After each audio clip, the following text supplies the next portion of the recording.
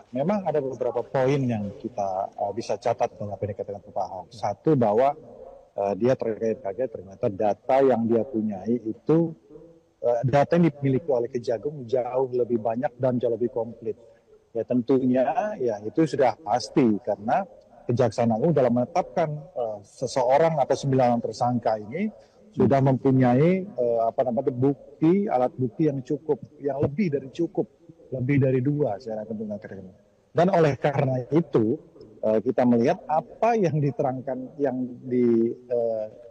terangkan oleh Pak Ahok di dalam BAP-nya itu sudah hampir dipastikan tidak akan signifikan dan tidak akan mempengaruhi apa-apa. Nah, karena apa? Saya seorang advokat, sudah lebih dari 2 dekade menjadi advokat. Kalau satu BAP itu cuma 7 lembar, jadi yang dia katakan itu sangat terbatas dan minim sekali. Nah, kalau kita kutip apa yang dikatakan oleh Pak Ahok, dia hanya punya catatan. Tanggal sekian ada rapat, tanggal sekian ada rapat, tanggal sekian ada rapat. Nah, cuman itu saja. Seperti yang kita lihat ya, secara visual beliau cuma pegang buku saja. Tapi isi rapatnya apa, beliau tidak tahu, beliau mungkin juga tidak ingat secara persis, dan itu ada di di Pertamina, ya kan, seperti itu. Jadi saya rasa sudah kita menyudahi polemik ini, menyudahi bahwa apakah Pak Ahok diperiksa atau tidak, ya kan, sudah diperiksa dan ternyata apa yang dia ungkapkan itu sama sekali tidak berpengaruh, tidak signifikan dengan proses pemeriksaan. Nah, jadi memang tapi seperti itu. Apa yang disampaikan Ahok ini setelah menjalani pemeriksaan ini terasa anti klimaks tidak sih, setelah kemudian kemarin di media Pak Ahok bernyanyi begitu, mengatakan memiliki sejumlah catatan, punya suara, bahkan kemudian perilaku Ahok ini dipertanyakan oleh anggota Partai Gerindra Andre Rosiade yang mengatakan kalau misal memang tahu kenapa tidak melapor, kalau misalnya tidak tahu kenapa sekarang baru koar-koar. Nah, ini bagaimana Pak Endarsam? Ya, mungkin saya orang yang pertama mengatakan itu sebelum Bang Andre atau Bang Hotman Paris ya. Saya orang pertama menyatakan tersebut. Memang anti klimaks. Karena kita sudah tahu bahwa kapasitas beliau itu terbatas. Tapi saya menggarisbawahi. Beliau secara sportif mengakui bahwa ternyata Kejaksaan Agung memiliki bukti yang jauh lebih komplit dari apa yang beliau miliki. Ya, jadi untuk hal tersebut saya apresiasi beliau kesatria untuk menyatakan hal tersebut. Ya, jadi tidak membolak-balikan lagi fakta. Jadi oleh karena itu, ketika beliau kita tarik lagi ke belakang, bagaimana beliau hanya cuma mempunyai catatan buku bahwa tanggal sekian ada rapat, tanggal sekian ada rapat, tanggal sekian ada rapat. Kemudian beliau mengatakan dalam podcast-nya, dengan bukti itu beliau akan menangkap orang-orang tertentu, memenjarakan orang tertentu.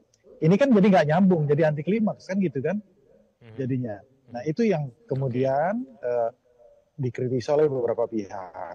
Tapi apapun itu juga, ya polemik ini kita anggap sudah selesai. Jangan lagi para pendukung Ahok, ya terutama menyatakan bahwa Kejaksaan Agung tidak berimbang. Ayo periksa, sudah diperiksa, sangat minim punya dia. Jadi oleh karena itu kita fokus.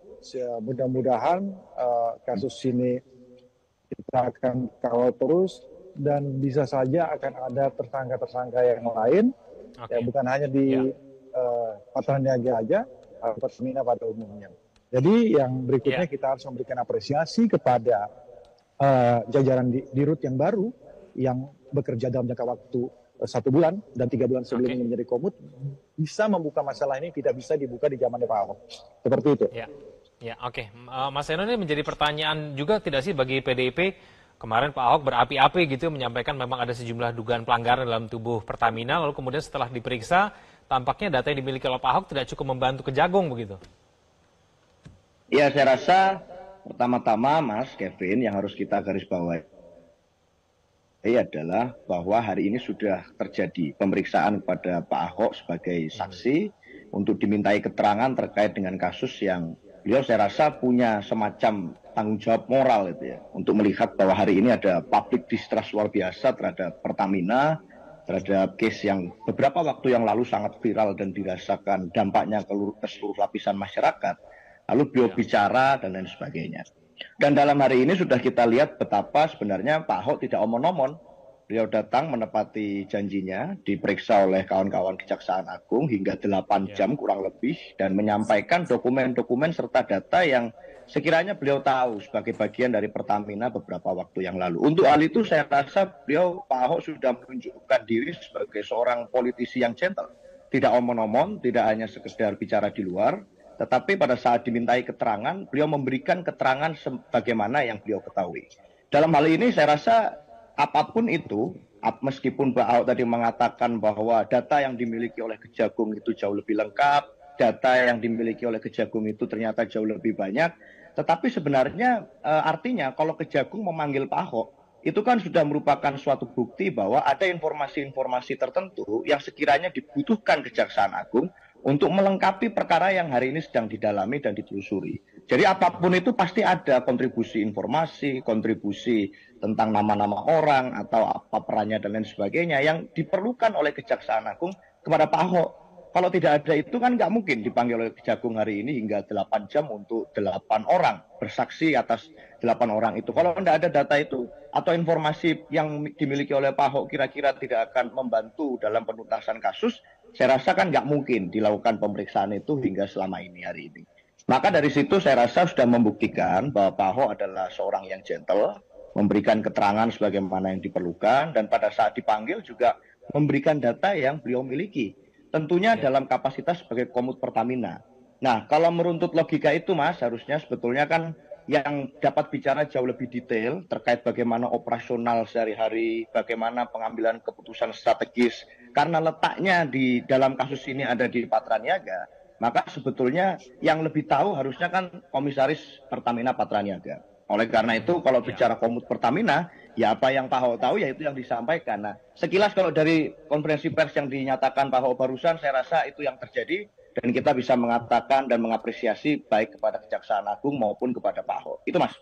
Ya, Mas Eno, tapi apakah sebagai Komisaris Utama Pertamina, meskipun Pertamina Niaga itu adalah subholding ya, harusnya Ahok punya peran lebih gitu dalam fungsi pengawasan. Setuju tidak, Mas Eno? Setuju dalam konteks kebijakan yang strategis. Gitu. Tentunya sebagai bagian dari Pertamina, beliau juga akan berkoordinasi terkait dengan kebijakan-kebijakan yang strategis untuk perusahaan dan anak perusahaan yang ada di bawah Pertamina.